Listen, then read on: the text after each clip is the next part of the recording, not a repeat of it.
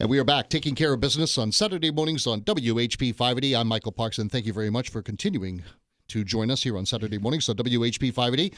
And we are taking care of business, taking care of our local businesses, learning about them, spotlighting them, showcasing them, learning about their products and their services and all the many things that they do for us here in central Pennsylvania.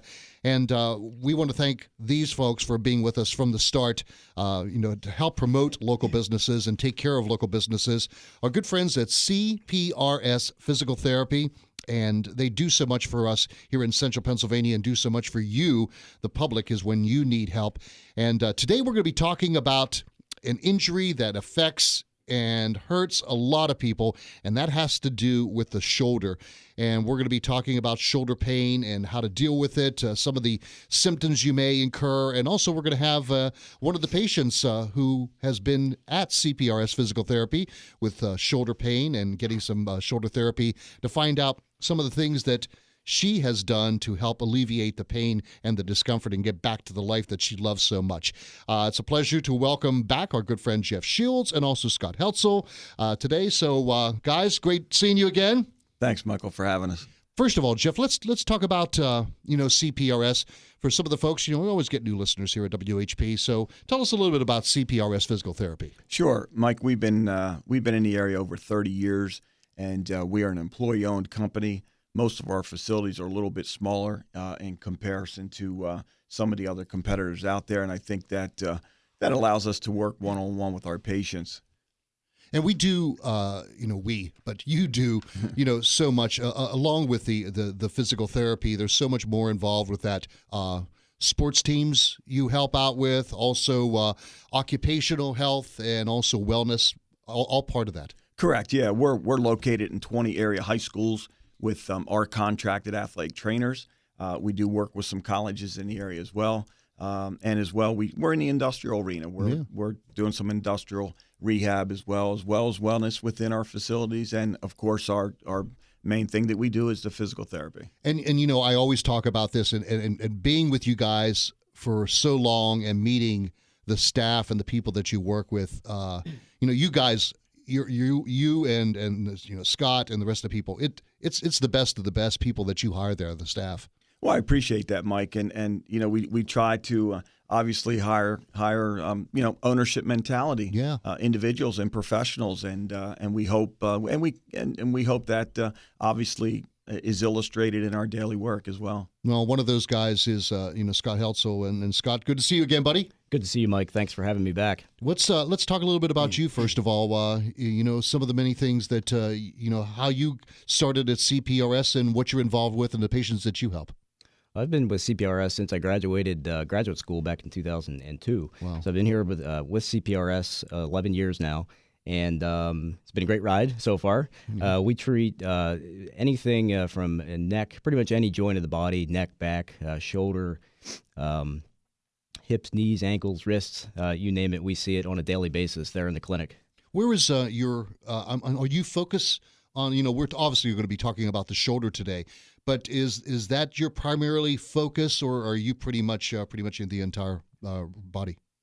Usually the whole body. Yeah. We'll work. There's certain diagnoses that are more common, shoulder being one of them. Probably shoulder and back makes the majority of what I see in a day, or at least 50% of it. But we treat anything, the wrist, the feet, like I said, the hip, anything from top to bottom, headaches. You name it. Yeah, we were joking before the thing there. Scott was mentioning he was living down in Florida, but couldn't stay down there. We were saying, how we wish we were working down in Florida this time. But as you mentioned, it was like we're all blessed to be here in central Pennsylvania and to work for a great company and have such a great place that we call home. Let's talk about the shoulder.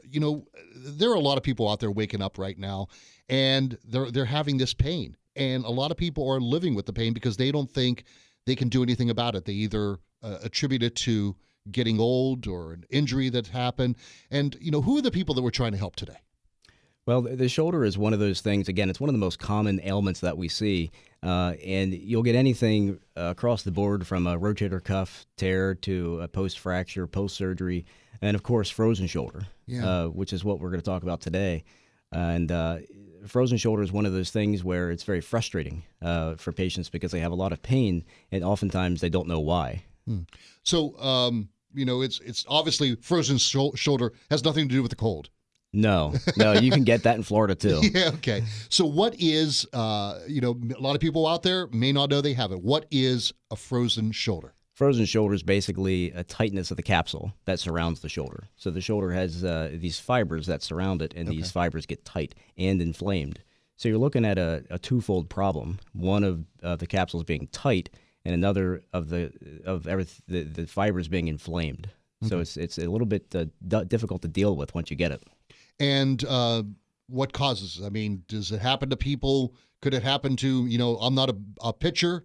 I don't do anything too much with my shoulders except for moving these knobs up and down. Who gets these frozen shoulders? Anybody. Now, it affects women more than men. Wow. It affects usually folks over 40 years old. In the majority of the time, patients don't really have a specific mechanism of onset. It comes on gradually.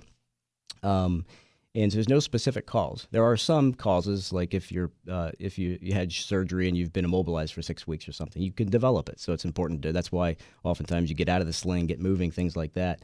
It can be secondary to diabetes. It could be secondary to heart attack or stroke. So there are some secondary causes, but the majority of the time, most patients don't really know how it came on.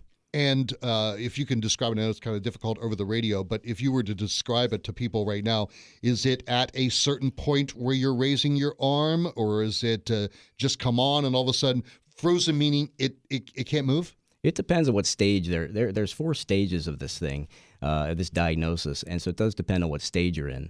But it's pretty easy to diagnose. I always say if you have trouble reaching back for your seatbelt, if it's your left shoulder and you try to reach back with your left arm, you're not going to get your seatbelt. Reaching overhead, reaching behind your back. Those are 3 kind of screenings that we look for.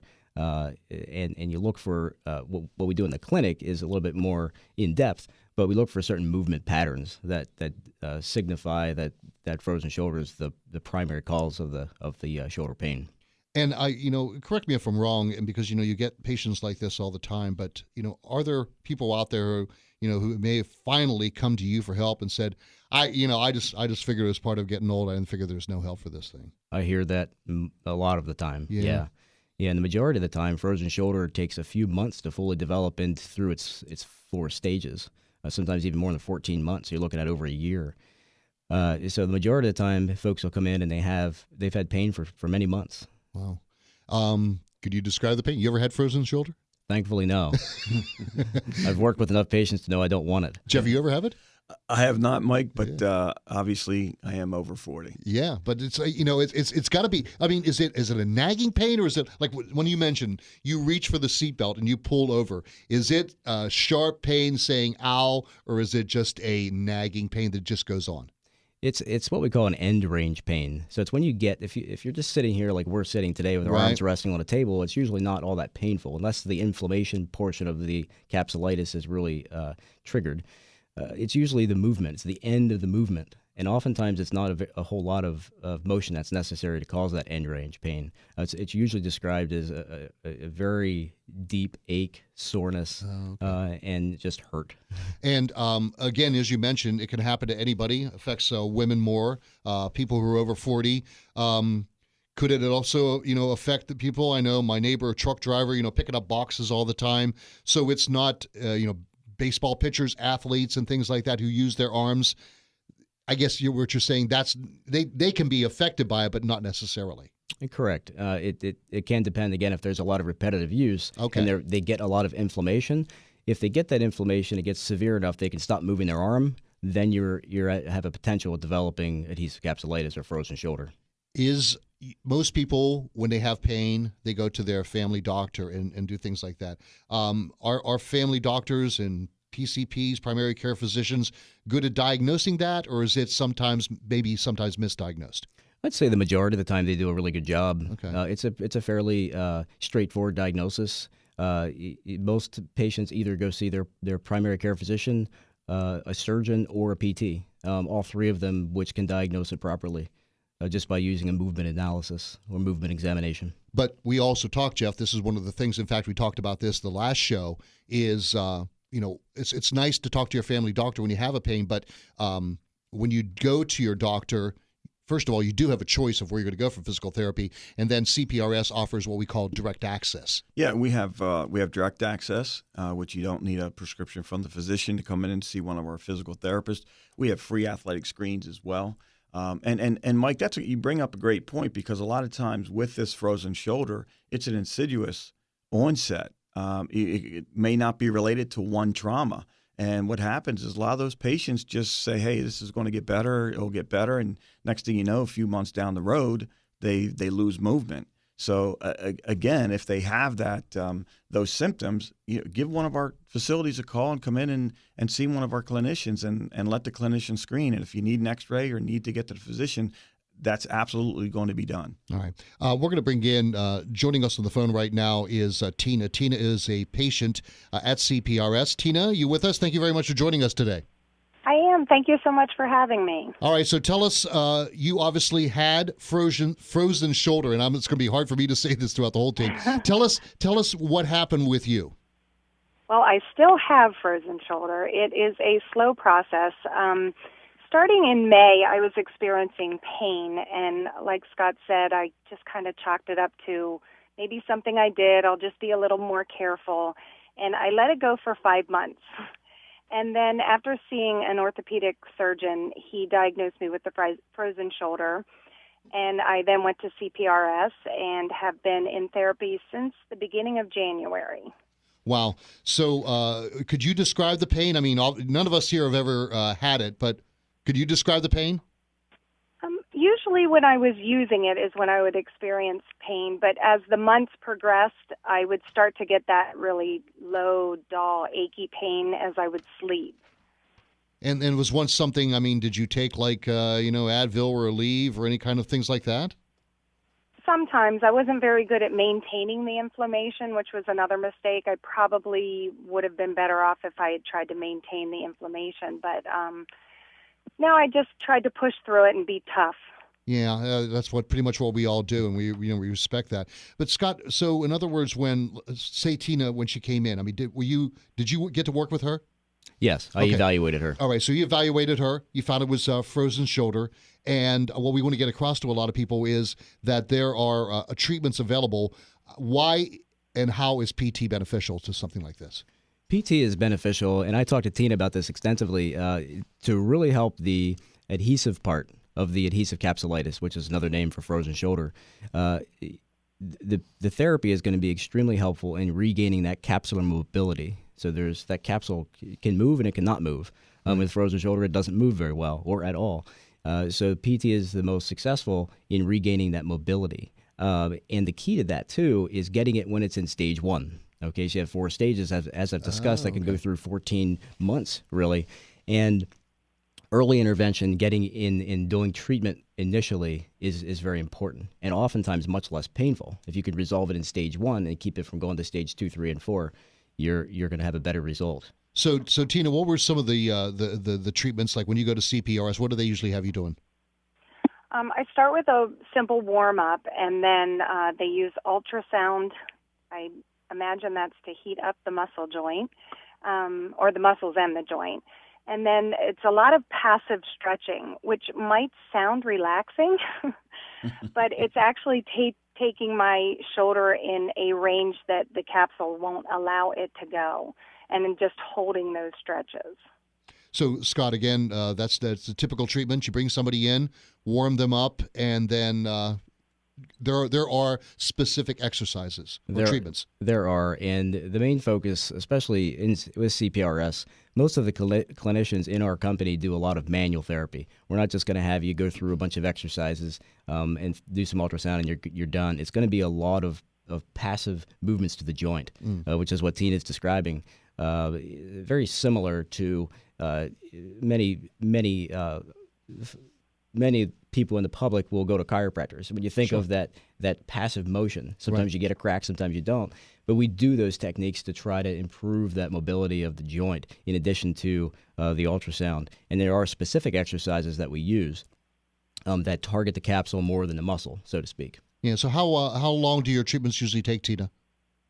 From start to finish, about an hour and a half. Okay, great. And we're going to take a break, and when we come back, we're going to find out how you are feeling and maybe some recommendation from you for other people who are going through this pain. We're with Scott, Tina, and Jeff, CPRS Physical Therapy. Today we're talking about the shoulder, more specifically frozen shoulder. If you are experiencing pain, discomfort, if you think there is no help and you just think it's older, think again, take advantage of the services and the staff and the expertise at CPRS Physical Therapy. And as Jeff mentioned, you do not necessarily have to go to your doctor for this. There is a thing called direct access. Most insurance plans will cover this. Go to CPRS, find out more, call the location nearest you, visit them, and find out how they can help you. Best thing, go to the website to find the location nearest you because they are located throughout our entire region with dozens of locations. The website, cprsweb.com. And we will take a break and we will continue in a bit. We are taking care of business on Saturday mornings on WHP. Taking care of business, Saturday mornings, WHP 580. Michael Parks, along with Jeff Schultz, Scott Heltzel from CPRS Physical Therapy, and on the phone with us, Tina, one of the patients at CPRS Physical Therapy. Today we're talking about frozen shoulder and the pain and discomfort that Tina has encountered and how CPRS Physical Therapy is helping her out. I think that's probably the first question I got to ask you, Tina, is, you started, a while back, and tell us about, how much pain you had and how you're feeling now. When I was first assigned to physical therapy, the level of pain was so intense, especially at night, that I couldn't sleep. And on a scale of 1 to 10, it easily topped out at 10. And I went in for my first appointment a little skeptical that it wasn't going to do much the first time. And the amount of comfort after just one session was amazing to me. I felt a lot more elasticity in my shoulder and a lot less pain. And by the third visit, I was able to sleep through the night. The throbbing pain had gone away. And keeping with the exercises they give me to do at home and the manual stretching that I do at CPRS, within a week, it was night and day. That pain had gone down probably to a 6 or a 7. Wow, that's so great. And, having a wife who went through shoulder pain and this, you realize that, how that could affect, your life, your work, concentrate, your lifestyle, and so much more, how that you can definitely make a change in your lifestyle. So, Scott, what is her prognosis of how she's doing? Tina's prognosis is very good. Tina's in very good shape. I mean, she's Tina, I believe you're a fitness instructor, correct? Correct. So she's in great shape, and so even again, that could anybody across the board can get this condition. So that helps her a lot with ability to recover and get better faster. Tina's also very motivated. I gave her a challenge of how quick to get better. She's on a mission to achieve that. But one thing I have to point out, PT in and of itself is extremely beneficial, right, but there's things that can help us. Tina, like injections. She went back and got an injection, I believe, a week or two ago, and that's been very helpful. And again, we're dealing with two problems, an adhesion and an inflammation. So that injection helps significantly with the inflammation portion and allows us to to go further. Yeah, so as we wrap up today, guys, with Scott, your message to people out there who are experiencing this, what do you have for them? For shoulder pain in general, but especially for adhesive capsulitis, it's very easy to diagnose. And again, you can go to your local CPRS Physical Therapy clinic. And we also do, as Jeff said, free athletic screenings. It's something that we could screen for fairly quickly and be able to determine whether it's something that we should treat right there and then, or refer you out in case there was some kind of trauma that may need some more extensive testing. Well, the other thing I want to mention, and you mentioned this briefly, and Tina could probably agree with this, is that as much as you love your patients, you don't want to see them forever. And I know what you did with my wife, and you mentioned too that you helped Tina, is that there are things that she can do and people can do when they're away from you. That, you teach them how to keep that shoulder loose and avoid the pain. Correct. Yeah. So there's techniques that we do, a lot of the manual therapy and treatments, specific exercises and things you have to do in the clinic. But without a doubt, the majority of the improvements come in the clinic, but you have to maintain that between each session with some home program. If you don't, you usually take one step forward, one step back. You just equal out. So we want to keep moving forward, and we do that by a consistent home program. And Tina, it's like, I understand that, this is very, very integral to your life, having a good shoulder. Tell us how, how you're feeling today and how this has made a difference in your life and your lifestyle. It has turned around so much. I'm able to do almost everything that I wasn't able to do 6 or 7 weeks ago. My range has really come back. And really, the service I receive at CPRS has everything to do with it. They encourage me. They motivate me. They, tell me to stay with it. And I think that they're also very sympathetic to how painful the therapy is, and that they aren't, making it seem like it's some small thing that I can easily get through. So I would highly recommend CPRS's services as well. No, amen to that. Well, thank you very much for joining us today and telling us your success, sharing with our listeners your success story. And hopefully we have some listeners out there who are experiencing pain or having that pain and realize that there is help and there is hope. So, Tina, thank you again. Well, thank you for having me. All right, guys, thank you again. CPRS Physical Therapy, along with the shoulder, pretty much any kind of pain and discomfort that you have, any kind of injury, take advantage of the direct access where you can get help and hope, right away. Find a location nearest you, cprsweb.com, and of course, all the contact information. And hear this interview again on our website at WHP580.com. Click on Air, then Michael Parks. We are taking care of business. This is Saturday Mornings on WHP.